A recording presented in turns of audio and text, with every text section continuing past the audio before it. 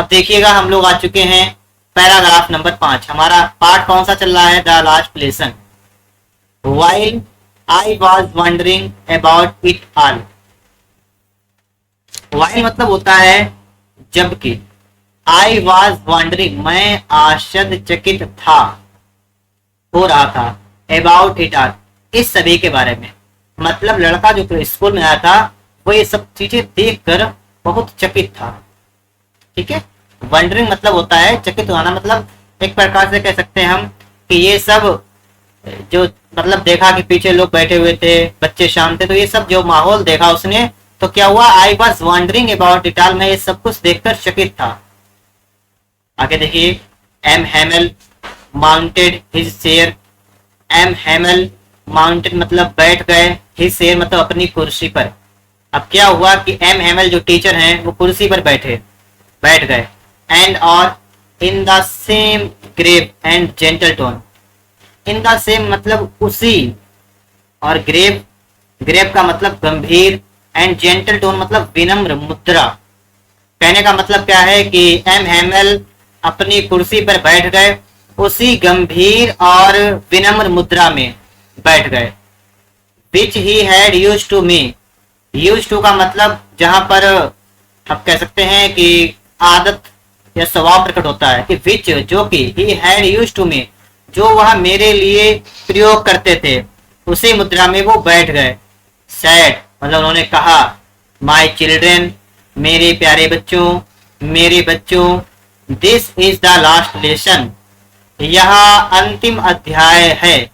I shell give you जो मैं तुम्हें दूंगा। कहने का मतलब है कि यह अंतिम अध्याय है जो मैं तुम्हें पढ़ाऊंगा।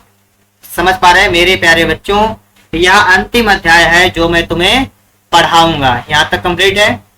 द ऑर्डर हैज कम मतलब आदेश, हैज कम मतलब आया है, फ्रॉम बर्लिन बर्लिन से आदेश आया है, टू टीच ओनली जर्मन केवल जर्मन पढ़ाने का। कहां से? बर्लिन से आदेश आया है केवल जर्मन पढ़ाने का।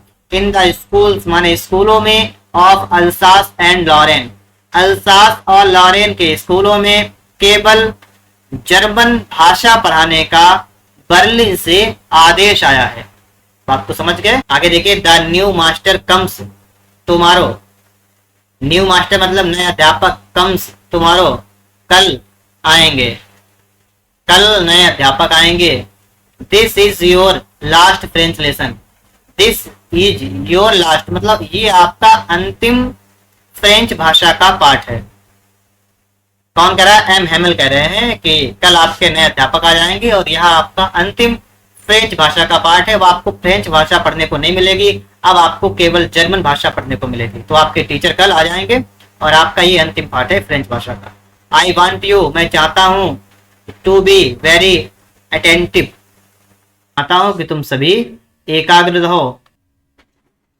क्या लिखा है यहाँ पर? I want you to be very attentive मतलब मैं चाहता हूं तुम सभी एकाग्र रहो। ठीक है, आगे देखिएगा। What a thunder clap these words were to me। these words मतलब ये शब्द, वर थे, टू मी मतलब मेरे लिए, और थंडर क्लैप का मतलब होता है बिजली की कड़कड़ाहट की तरह। कहने का मतलब क्या है कि जब एम हेमल ने ये शब्द कहे तो फ्रेंच कह रहा है कि ये शब्द मेरे लिए बिजली की कड़कड़ाहट की तरह थे। ओह अरे, ओह अरे, क्या लिखा है? द रेचेस। ठीक है, द रेचेस इसका मतलब हुआ अभागे लोग। ओह अरे, द रेचेस मतलब अभागे लोग। That was what, that was what कहने का मतलब है ये वही चीज थी। दे हैड पुट अप जिसे उन्होंने पुट अप रखा हुआ था एट द टाउन हॉल। मतलब क्या है कि ये वही चीज थी जिसे उन्होंने सभागार पर लगाया हुआ था। पुटअप का मतलब लगाना। जब लड़का स्कूल आ रहा था तो उससे पहले सभागार के पास भीड़ थी, तो अब वो कह रहा है कि अरे अब आगे लोग, ये वही चीज थी जो सभागार पर उन्होंने लगाया था। ठीक है, आगे देखिएगा। आगे आपका है माई लास्ट फ्रेंच लेसन, मेरा अंतिम फ्रेंच भाषा का पाठ। माई लास्ट फ्रेंच लेसन, मेरा अंतिम फ्रेंच भाषा का पाठ। वाई, क्यों। आई हार्डली न्यू, मैं मुश्किल से, न्यू मतलब जान पाया था। हाउ टू राइट, लिखा कैसे जाता है। कहने का मतलब क्या है कि क्योंकि मैं मुश्किल से जान पाया था, समझ पाया था कि हाउ टू राइट मतलब लिखते कैसे हैं। आई शुड नेवर, मैं कभी भी नहीं, लर्न मतलब सीखूंगा, एनी मोर मतलब और अधिक, अब मैं और अधिक आगे नहीं सीख पाऊंगा। आई मस्ट स्टॉप देयर, ये हम कह सकते हैं मुझे वहीं पर रुक जाना होगा।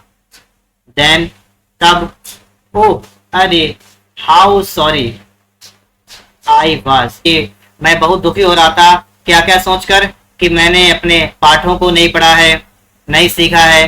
मैंने पक्षियों के अंडों को खोजने में अपना टाइम बेकार किया, और गोइंग स्लाइडिंग ऑन सार, और सार पर स्लाइडिंग करके भी मैंने अपना समय जो है बेकार किया है। इसके लिए मुझे बहुत अफसोस है, दुख है।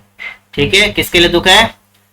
पाठ याद ना करने के लिए, फॉर सीकिंग बर्ड सेक, पक्षियों के अंडे ढूंढने के लिए, और गोइंग स्लाइडिंग ऑन सार, और सार पर तैरने के लिए। ठीक है, स्लाइड तैरना है, फिसलना कह सकते हैं, फिसलने के लिए या तैरने के लिए। ठीक है। माई बुक्स, मेरी किताबें। दैट हैड सीम्ड, जो मुझे लग रही थी, सच ए नॉइसेंस, कैरी टू कैरी, ले जाने में। क्या है कि मेरी किताबें जो थोड़ी देर पहले मुझे बहुत ही कैसी लग रही थी, मेरे लिए बहुत ही बाधा डाल रही थी। सो हैवी मतलब इतनी भारी, टू कैरी ले जाने में इतनी भारी लग रही थी मुझे। माई ग्रामर, मेरी व्याकरण की किताब। And my history of the sand, were माने थे, ओल्ड फ्रेंड माने पुराने मित्र थे, नाउ माने अब। कहने का मतलब क्या है कि मेरी किताबें जो मुझे कुछ समय पहले बाधा डाल रही थी, या मुझे बहुत बड़ी समस्या लग रही थी मेरे लिए। सो हैवी टू कैरी, ले जाने में बहुत भारी लग रही थी। माई ग्रामर, मेरी व्याकरण की किताब। माई हिस्ट्री ऑफ द सेंट, और संतों का इतिहास, इसकी जो किताब है। वर ओल्ड फ्रेंड्स नाउ, अब मेरे पुराने मित्र हो गए थे, कि जो मुझे ये चीजें बेकार लग रही थी ना, ये सब मेरे मित्र हो गए थे।